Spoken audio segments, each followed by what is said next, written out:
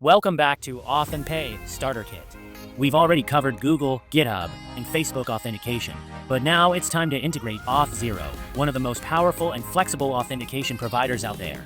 With Auth0, you can allow users to sign in using username and password, Google, and other identity providers, all in one place.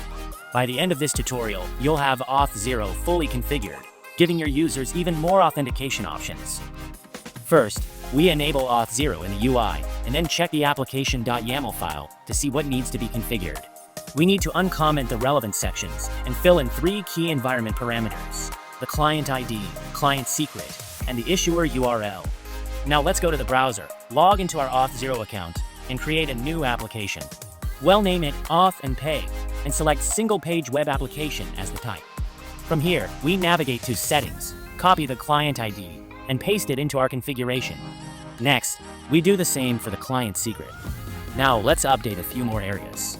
We need to configure the allowed callback URLs. This tells Auth0 where to redirect users after authentication.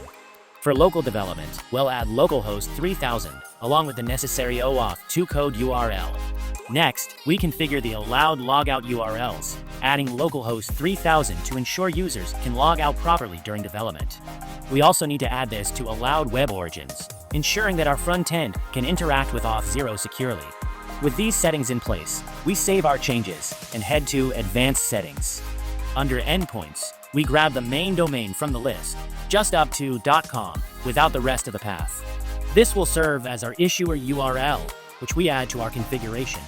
Now let's check connections. We enable username and password authentication, allowing users to log in directly with their credentials. We also enable Google Authentication to let users sign in with their Google accounts. Since we don't have any users yet for the username and password option, let's create a test user. We'll name it George from Auth0, add some credentials, and create the user. With everything now configured, we restart the application. Once it's up and running, we go to Authentication Settings, enable Auth0, and log out. Now, when we select Continue with Auth0, we have 2 options: log in with Google or log in with username and password.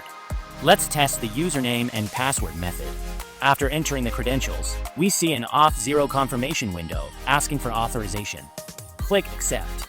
And just like that, we're logged in and registered with Auth0, and that's it. Auth0 authentication is now fully integrated into AuthAndPay, giving your users a secure and flexible way to log in. With Google, GitHub, Facebook, and now Auth0, you have a complete authentication suite for your SaaS platform. But we're not stopping here. Next up, we'll cover payment integration, showing you how to accept transactions with Stripe and Braintree. Make sure to subscribe and start using AuthAndPay today. Visit AuthAndPay.com to get started. See you in the next video.